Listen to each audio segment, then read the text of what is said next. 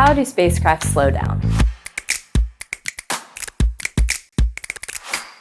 Well, there are primarily two methods of thought for how spacecraft slow down, and you really have to ask yourself, are we landing in an area that has an atmosphere? If not, you definitely want to go with retropropulsion, where you use retro thrusters pointed down at the surface of the planet to slow yourself down as you're coming in. If you do have an atmosphere, it makes it a lot easier, as the atmosphere acts as kind of a giant brake as you slow down. So you have your missions like Apollo that used retropropulsion when we went to the moon. When you're able to use the atmosphere, you have your heat shield on the blunt end of your spacecraft coming into the atmosphere, and then the parachutes will come out and slow you down the rest of the way to provide that safe landing.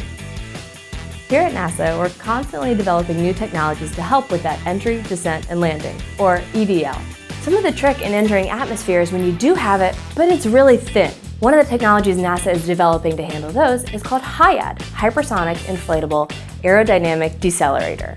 The HIAD can come as a heat shield much like the blunt body heat shields of those older missions that were made out of ceramics or metals and were very hard.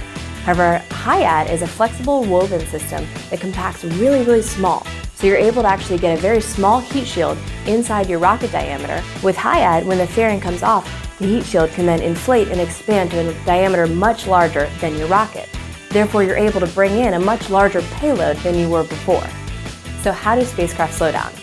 You have retropropulsion, you've got your rigid aeroshells and parachutes, and coming soon, we've got these inflatable heat shields.